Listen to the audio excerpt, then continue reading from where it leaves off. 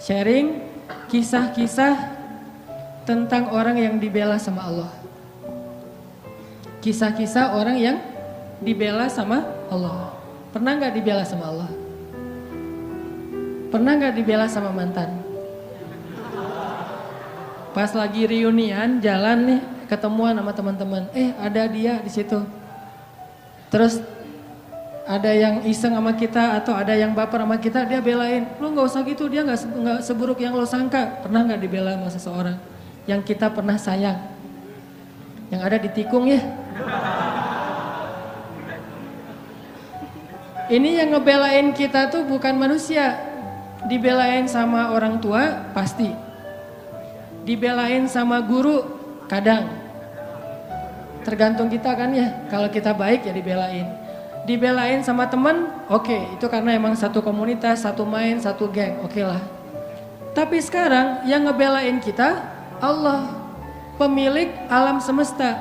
Yang kalau Allah udah ngebelain kita, tiba-tiba kita jadi selebgram langit. Diposting sama Allah di Instagram langit. Ada tuh hadis postingan, gimana Allah nge-mention kita di antara para malaikat.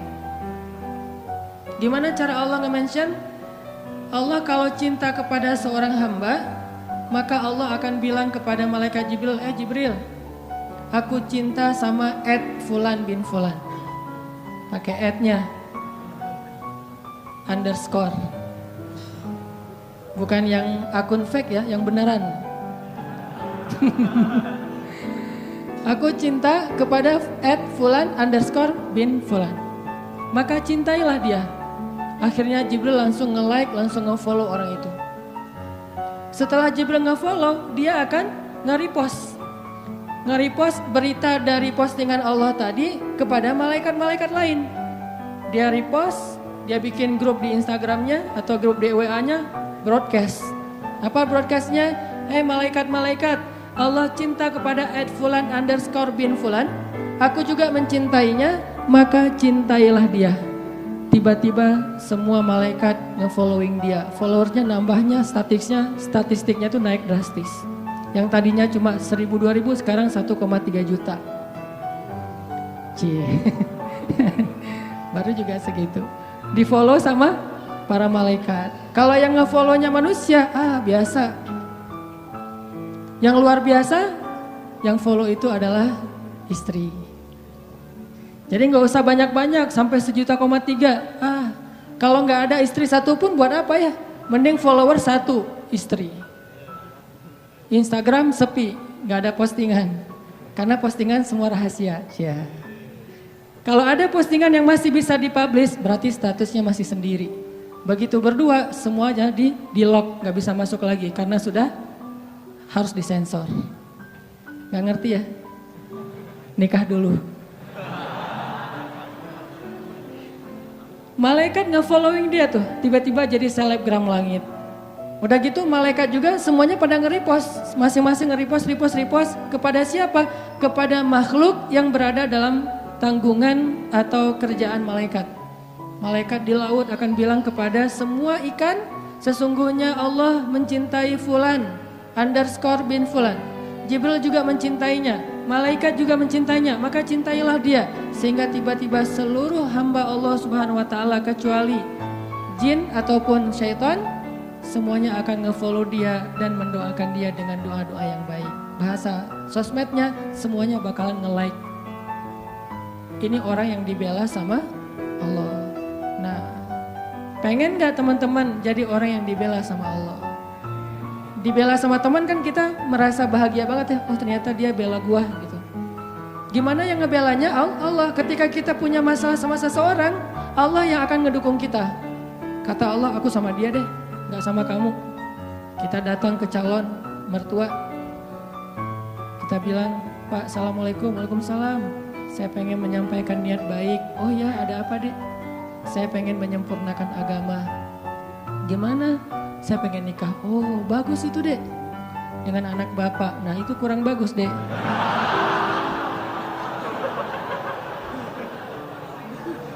Ditolak nih mentah-mentah. Allah yang akan bela kita. Pulang. Ya Allah dia nolak saya. Engkau maha melihat, Engkau maha mengetahui. Bolak-balikanlah hatinya. Malam mimpi mau jatuh ke dalam jurang, tiba-tiba ada tangan yang narik dia pas ngelihat wajah kita, lagi senyum gitu. Masya Allah, berarti dia yang menyelamatkan saya nanti di akhirat. Pagi-pagi kepoin, mana nih anak yang kemarin datang, cari. Akhirnya calon mertua sendiri yang datang ngelamar kita, bayangin. Pernah nggak ngalamin kayak gitu? Sama, saya juga belum. Bisa nggak kayak gitu tuh? Ternyata ada orang yang kayak gitu. Allah yang menikahkan dia, bukan mertuanya. Dan mertuanya masih bingung, tapi Allah sudah mantap. Siapa yang kayak gitu? Ali dengan Fatimah. Sebelum Nabi menikahkan Ali dengan Fatimah, Allah sudah menikahkan Ali dengan Fatimah di langit. Itu kata Nabi. Wahai Ali, berbahagialah sebelum aku nikahkan engkau, sesungguhnya Allah dan Allah sudah menikahkan kamu dan Fatimah di langit. Jadi walaupun calon mertua masih bilang enggak, Allah udah bilang iya. Akhirnya enggak ada yang bisa bilang mengatakan tidak. Kun fayakun. Apa yang Allah kehendaki pasti akan terjadi. Enggak mungkin meleset. Kalau kita baca cerita gimana Ali sama Fatimah, nih sharing cerita pertama. Ali itu sebetulnya ada hati sama Fatimah. Udah lama nih dikecengin nih Fatimah. Dari sejak kecil udah bareng kan. Main bareng, petak umpet bareng. Pokoknya masak-masakan bareng. Kalau anak kecil zaman dulu kan main jadi suami istri, bapak ibu gitu ya. Naik motor-motoran berdua. Padahal adik kakak atau sepupuan. Fatimah sama Ali itu sepupuan. Dari kecil juga Ali udah ngecengin Fatimah. Cuman kan Ali orang yang terhormat. Setelah dia balik, Fatimah udah balik, udah gak mau lagi ngeliat-liat. Kalau waktu kecil biasalah anak kecil juga main, Fatimah, Ali gitu. Akhirnya pas udah usia remaja, Ali mulai makin yakin, makin tertarik sama Fatimah. Cuman gak pede. Siapalah saya, kata Ali. Cuman anak orang miskin yang numpang tinggal di rumah Fatimah. Kan Ali dari kecil tinggalnya di rumah Fatimah, di rumah Khadijah. Sedangkan Khadijah orang kaya. Soalnya Abu Thalib itu miskin, anaknya banyak. Saking banyaknya gak sanggup ngurus, yang paling kecil dikasih kepada Rasul dan Khadijah, disuruh rawat. Siapalah saya, kata Ali. Saya cuma numpang di rumah Fatimah, gak selevel lah. Jadi saya gak mau berandai-andai, walaupun hati gak bisa bohong kan. Pengen sih tapi gak berani difikirkan. Saya gak berani berandai-andai. Kata teman-teman yang segeng sama Ali tuh, yang suka main sama Ali, udah Ali coba dulu, siapa tahu berhasil. Kan kalau kita belum coba belum tahu. Udahlah gak usah bahas yang kayak gitu lagi, jadi baper kalau bahasa kita mah ya. Lagi mikir Fatimah pengen datang, lagi nabung, lagi usaha gitu biar bisa bayar mahar. Tiba-tiba dapat berita yang bikin hati langsung yang bikin Ali langsung patah hati gitu. Baper berat. Apa beritanya? Abu Bakar datang melamar Fatimah. Ini berat nih saingannya, Abu Bakar. Buat Allah membolak-balikan hati itu lebih gampang dari kita ngebolak-balikin tangan kita. Gampang banget nih. Jadi gak ada yang di mata Allah atau dalam persepsi Allah ada hati yang kayaknya nih susah banget nih dibolak-balik. Jadi kamu mending gak usah ke situ lagi deh. Saya juga kewalahan ngebolak-balik hati dia. Enggak, mudah. Terus kenapa ada yang dibiarkan, ada yang dibalikan hatinya? Karena ada yang pantas, ada yang tidak pantas. Jika kita sudah punya kepantasan, Allah akan balikan hati kita kepada kebaikan. Allahumma habbib ilainal iman wa zayyinhu fi qulubina wa karrih ilainal kufra wal fusuqa wal isyan waj'alna minar rasyidin. Hafal doa itu? Nanti cari di YouTube lah ya. Ya Allah, jadikan kami cinta kepada amal soleh dan jadikan rasa cinta itu indah di dalam hati kami. Jadikan kami benci kepada dosa dan jadikan kami termasuk orang-orang yang mendapat petunjuk. Allah bolak-balikan. Gitu juga dengan hati calon mertua. Gimana pun dia ngeblok, nggak boleh masuk lah, gerbangnya digembok segala macam. Cuma gerbang. Mau 1000 lapis gerbang, kalau hatinya dibalikin, hilang semuanya tuh. Gampang banget kan? Buktinya malam ini nih. Allah membolak-balikan hati kita. Yang tadinya punya macam-macam rencana pada malam minggu, akhirnya Allah balikan hatinya, udah ke Masjid Agung aja deh. Bukan karena saya, bukan karena pemuda hijrah, bukan karena teman-teman panitia, tapi karena Allah mengikat hati kita, mengarahkan hati kita untuk bisa datang ke masjid. Sehingga ribuan anak muda tiba-tiba memakmurkan dan meramaikan majelis ilmu. Kalau di ribuan orang aja bisa Allah bolak-balikan hatinya, apalagi cuma satu orang. Ya, ada berapa ribu sekarang? 15 ribu? Lebih nih Masjid Agung ini daya tampungnya berapa? 10 ribu ya? Sampai keluar. Berarti sekitar 20 ribu. Ini benar-benar sesuai dengan yang dulu banget saya harapin 2 tahun yang lalu bisa ngalahin Tomorrowland. Minimal DWP lah ya. Bisa ngalahin DWP atau kalau bisa Tomorrowland. Saya pernah kemarin tuh acara taklim di Pekanbaru, An-Nur, yang datang sekitar 25 ribu anak muda di depan masjid penuh.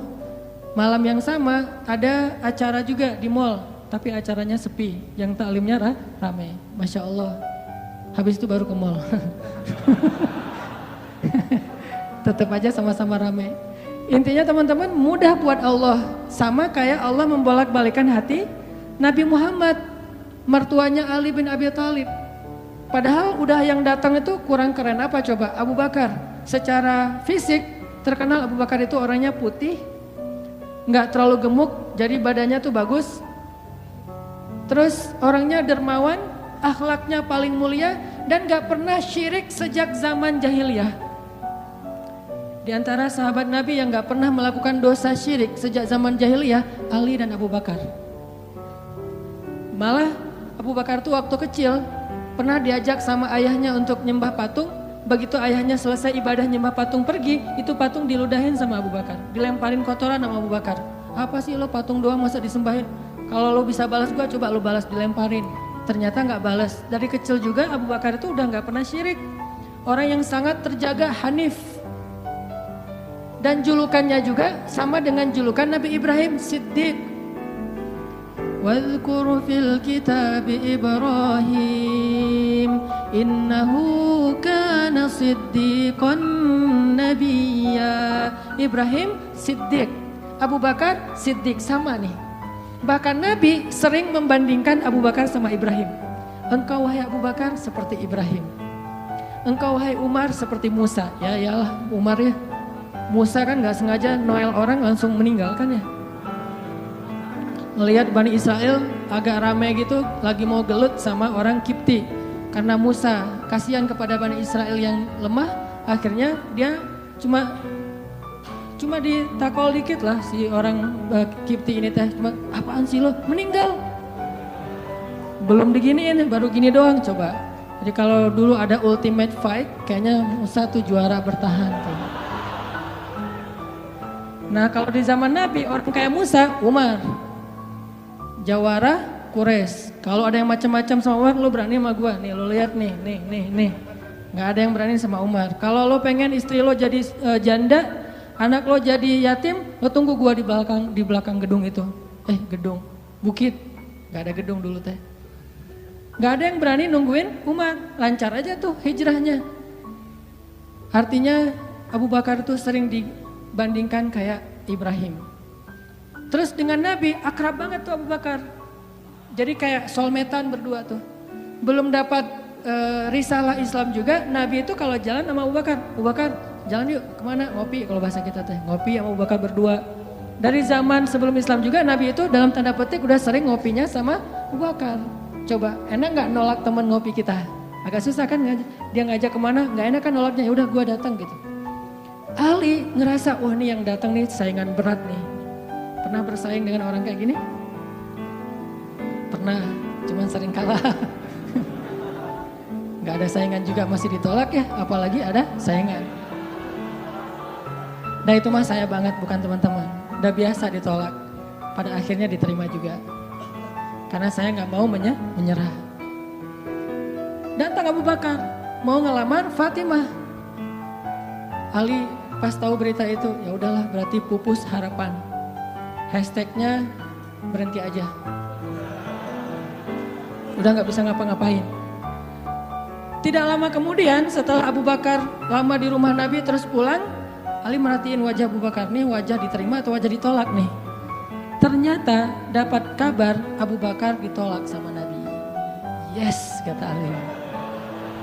Abu Bakar ditolak sama Nabi. Cuman sisi lain, Ali makin gak pede. Kalau Abu Bakar aja ditolak, siapa saya? Bahkan lebih ditolak lagi. Jangan-jangan belum sampai di pintu juga, udah Ali pulang aja deh.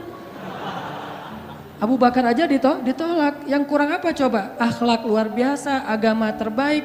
Bahkan umat Islam paling baik imannya tuh. Dan amal solehnya Abu Bakar, gak ada tandingan lah. Mau ngelihat surganya di akhirat, orang kaya di dunia dan kaya di akhirat tuh Abu Bakar tuh. Ada orang yang di dunia miskin, di akhirat kaya. Di akhirat miskin, di dunia kaya. Kalau Abu Bakar, dunia akhirat kaya. Surganya Abu Bakar tuh dikelilingin sama Jibril. Jadi Jibril lagi pengen ngukur surganya Abu Bakar, terbang setahun.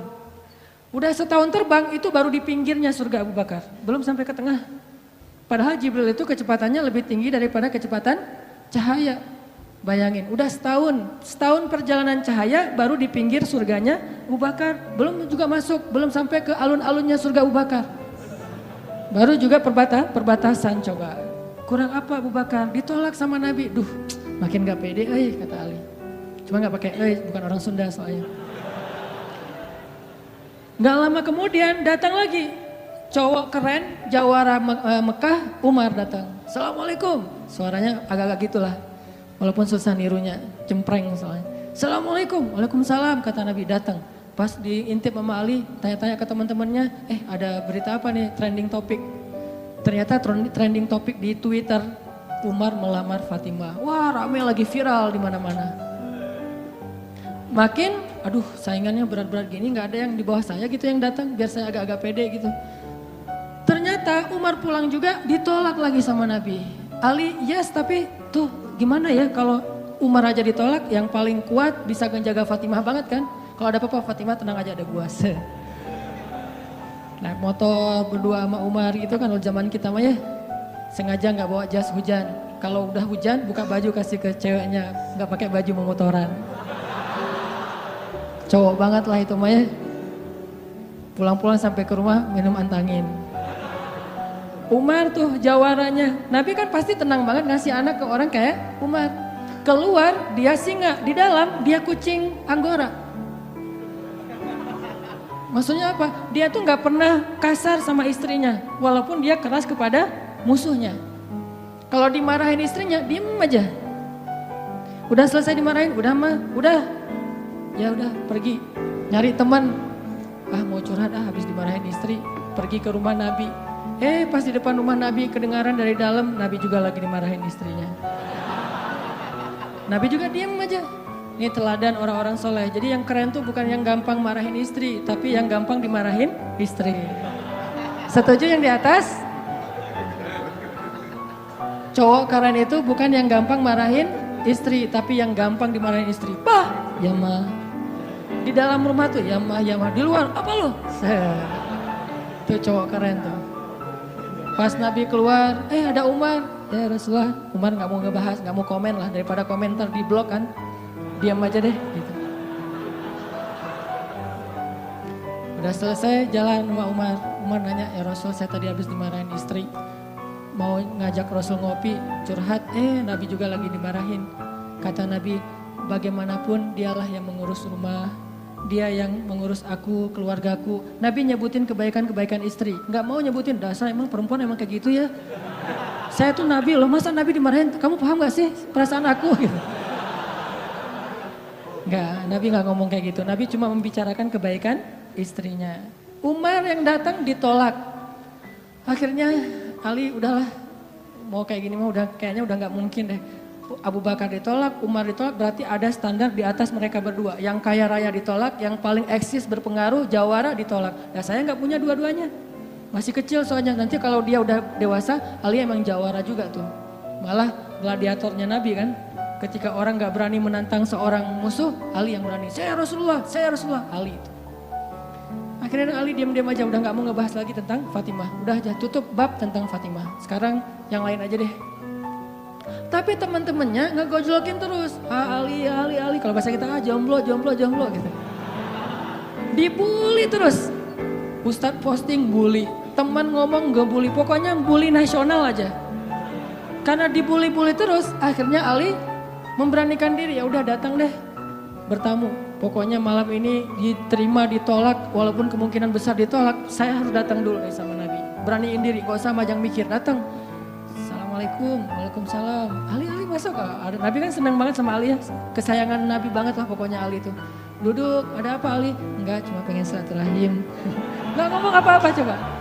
Cuma pengen silaturahim. Nabi sehat, mau diambil air hangat, pokoknya gitu-gitu aja. Ali ada apa? Enggak ada apa-apa ya Rasulullah, cuma kangen aja pengen duduk sama Nabi. Kayak gitu aja terus. Lama-lama Nabi kan paham dan Allah yang kasih wahyu. Ali, kamu gimana sama Fatimah? Langsung Fatimah. Kebayang gak sih perasaan kita tuh sama orang yang kita kayak udah ngeklik banget, udah habis-habisan, pokoknya kalau gak dia saya mending gak usah nikah deh, gitu ya. Kalau gak dia mending saya jomblo aja seumur hidup. Kalau gak dia mending saya bunuh diri aja. Udah gitu bunuh dirinya gak mati lagi kesangkut di tiang listrik. Ali itu udah, hatinya tuh udah kena banget sama Fatimah dan itu karena Allah yang mengikat hati mereka berdua. Pas Nabi bilang gitu, Ali langsung curhat. Ya Rasul, ya saya pengen, tapi saya gak punya apa-apa. Kata Rasul, kamu punya apa? Saya di rumah tuh cuma punya 3 barang. 1 pedang, 1 onta, 1 baju besi. Gak punya emas, gak punya apapun. Kata Nabi, kalau pedang kamu butuh untuk berperang. Onta kamu butuh untuk mengangkut air. Ya udah deh baju besi aja, bawa ke sini baju besinya. Untuk jadi mahar buat Fatimah. Beneran Rasul baju besi? Itu bajunya besi loh Rasulullah, bukan yang tangan kayak gitu apa cincin. Gak apa-apa kata Rasulullah. Keluar Ali, Allahu Akbar, Allahu Akbar. Orang-orang pada heboh, langsung muncul lagi trending topik hashtag Ali diterima. Coba, kata Nabi, wahai Ali, bergembiralah, berbahagialah. Sesungguhnya sebelum aku menerima kamu, Allah sudah menikahkan kamu dengan Fatimah di langit. Ini orang yang dibela sama Allah. Apa rahasianya? Rahasianya satu teman-teman. Coba teman-teman buka surat Fussilat, surat 41 ayat 30. Itulah rahasianya. Surat Fussilat, surat 41 ayat 30. Nih, kita baca ya dikit lagi. Surat Fussilat, surat 41 ayat 30. Bismillahirrahmanirrahim. Mangga.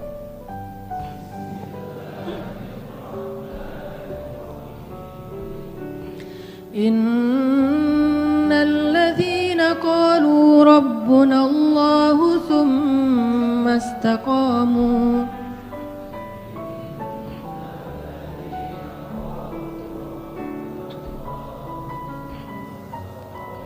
تتنزل عليهم الملائكة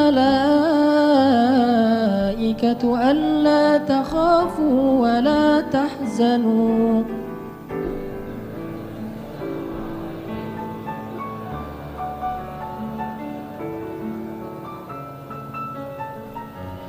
وأبشروا بالجنة التي كنتم توعدون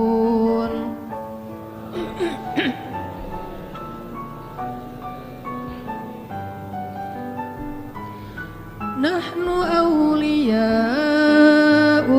في الحياة الدنيا وفي الآخرة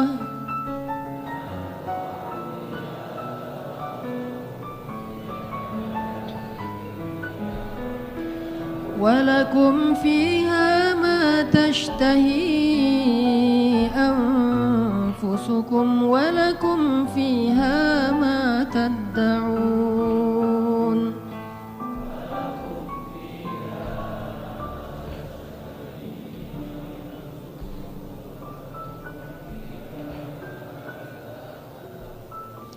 Sesungguhnya orang-orang yang berkata Rob kami adalah Allah, kemudian mereka berkomitmen istiqomah, maka turunlah kepada mereka malaikat-malaikat secara berbondong-bondong dan mengatakan janganlah kalian takut, janganlah kalian khawatir, bergembiralah dengan surga yang telah dipersiapkan untuk kalian semua.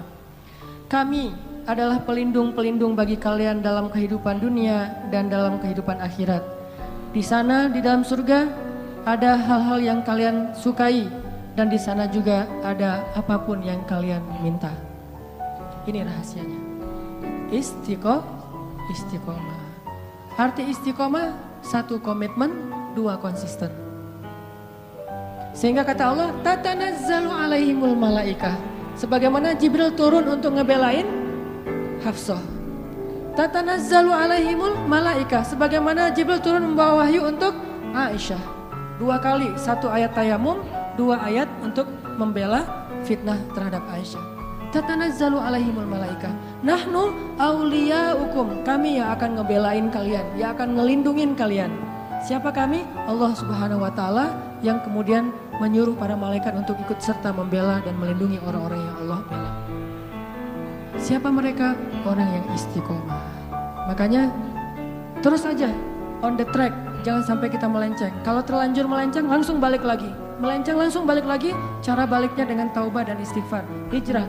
Kalau kita istiqomah, nanti suatu saat setelah istiqomah kita diakui oleh Allah, disahkan, Allah udah ridho, oh ternyata benar kamu istiqomah, maka Allah Subhanahu wa taala yang akan membela kita, bukan manusia. Allah sendiri yang bakalan ngebelain kita. Mudah-mudahan kisah-kisah tadi bisa jadi booster buat hati kita agar lebih istiqomah, lebih komitmen dengan agama Allah.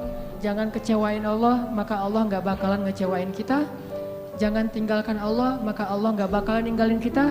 Jangan cuekin Allah, maka Allah juga gak akan nyuekin kita. Aku tergantung prasangka hambaku kepadaku.